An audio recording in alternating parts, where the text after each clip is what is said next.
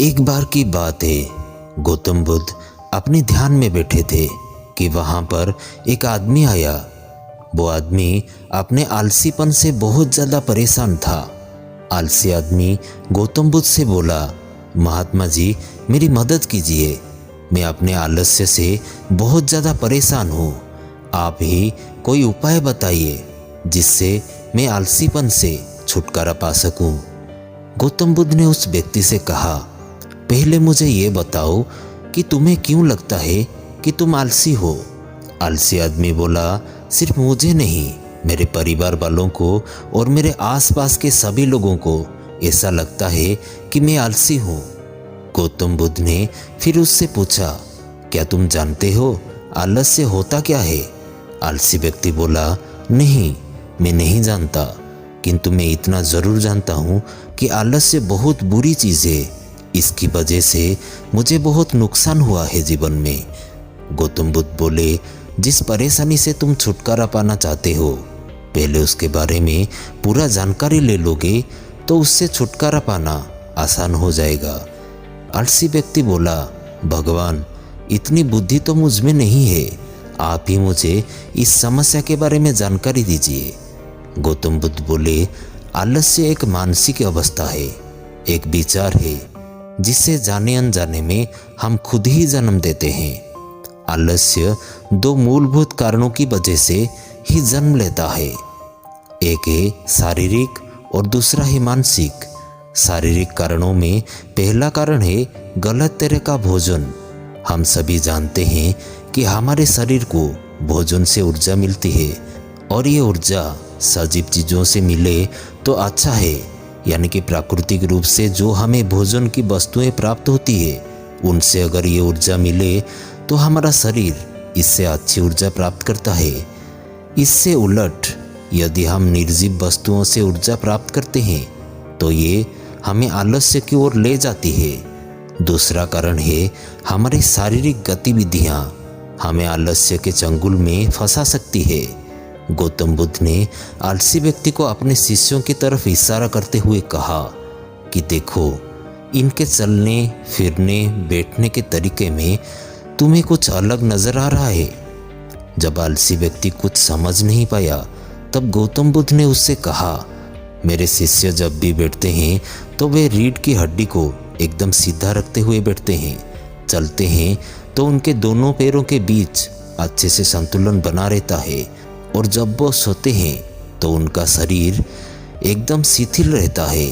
ऐसा करने से उन्हें रात्रि में एकदम सही तरीके से नींद आती है। आलसी व्यक्ति बोला, लेकिन नींद तो आलस्य का ही एक स्वरूप है। बुद्ध बोले, हाँ, अगर उसे ज़्यादा मात्रा में लिया जाए तो। बुद्ध बोले, अब मानसिक कारणों के बारे में भी जान लो। मानसिक कारणों में सबसे पहले है हमारी पुरानी गलत धारणाएं। अक्सर ऐसा होता है कि हम पहले जिन कामों में असफल हो चुके हैं, हमारे अंदर ऐसी भावनाएं बन जाती है कि हम उस कामों में हमेशा असफल होते रहेंगे, जिस वजह से हमें उस कामों को करने में आलस्य आता है। ऐसी धारणाओं से छुटकारा पाने का एकमात्र उपाय यह है कि हमें अपने मन को यह समझाना चाहिए कि पिछली बार हम जब उस काम में असफल हुए थे तो हम उसके बारे में जितना जानते थे, अब हम उस काम के बारे में उससे ज़्यादा जानते हैं, क्योंकि असफल होने के बाद हम उससे काफ़ी कुछ सीखे भी हैं। दूसरा कारण है आलसी और कामचोर लोगों की संगत। कई बार ऐसा होता है कि हम आलसी नहीं होते, मगर जिनके साथ हम रहते हैं हम उन जैसे बनने लगते हैं। इससे छुटकारा पाने का उपाय बहुत सरल है। कामचोर और आलसी व्यक्तियों से दूर रहो। ऐसी व्यक्तियों की संगत में रहो जो अपने कामों को बड़ी लगन से करते हैं और तुम्हें कुछ सिखा पाए। गौतम बुद्ध ने तीसरा कारण बताते हुए कहा, यह कारण आलस्य के लिए सबसे बड़ा कारण है, काम को कल पर टालते रहना। ये कारण इतना शक्तिशाली है कि किसी भी व्यक्ति को बर्बाद कर सकता है। इससे बचने का सबसे आसान उपाय यह है कि जो काम जितनी जल्दी संभव हो उतनी जल्दी कर दिया जाए। भगवान बुद्ध ने आलसी व्यक्ति से एक सवाल पूछा, मान लो तुम किसी रेगिस्तान में फंस गए हो और तुम्हें प्यास लगी है तो तुम क्या करोगे? आलसी व्यक्ति बोला, मैं जल्द ही रेगिस्तान के आसपास कोई गांव की तलाश करूंगा या ऐसी जगह की तलाश करूंगा जहां पर मुझे पानी मिल सके। फिर गौतम बुद्ध बोले, अगर तुम्हें काफ़ी देर ढूंढने पर भी पानी ना मिले तब तुम क्या करोगे? आलसी व्यक्ति बोला, मैं तब भी अपनी तलाश जारी रखूंगा, क्योंकि ऐसी परिस्थिति में मेरे पास कोई और दूसरा विकल्प तो होगा ही नहीं। गौतम बुद्ध बोले, बिल्कुल सही कहा, यही है मानसिक स्तर पर आलस्य का चौथा कारण, किसी भी निश्चित लक्ष्य का ना होना। ये भी आलस्य की ओर लेकर जाता है। अब सुनो 5वें कारण के बारे में। गौतम बुद्ध बोले, सोचो कि तुम्हारे पास काफ़ी सारे सोने हैं जो तुम्हें एक जगह से दूसरी जगह लेकर जाना है। तुम चलते चलते थक जाते हो और किसी पेड़ के नीचे बैठ जाते हो और तभी तुम्हें दूर से तुम्हारी तरफ दौड़कर आ रहे डाकू दिखाई देते हैं। तो क्या तब भी तुम आलस्य करके वहीं बैठे रहोगे या ऐसी परिस्थिति में तुम वहां से उठकर दौड़ने लगोगे?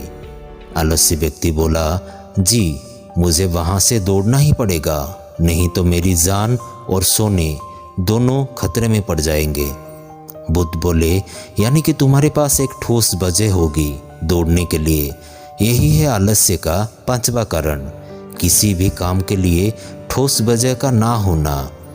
आलसी व्यक्ति भगवान बुद्ध की बातों से संतुष्ट हुआ और बोला, महात्मा जी, मैं अब आलस्य के बारे में सब कुछ जान चुका हूँ और अब मैं इन सभी कारणों पर काम करूँगा और अपने आलस्य को दूर भगा दूंगा। तो दोस्तों, आशा करता हूँ गौतम बुद्ध और आलसी व्यक्ति की ये कहानी आपको अच्छी लगी होगी और इस वीडियो को देखने के बाद आप कभी भी अपने जीवन में आलस्य नहीं करेंगे। तो ऐसे ही मोटिवेशनल वीडियो देखने के लिए आप हमारे साथ जुड़ सकते हैं हमारे चैनल को सब्सक्राइब करके। तो मिलते हैं ऐसे ही एक मोटिवेशनल वीडियो में।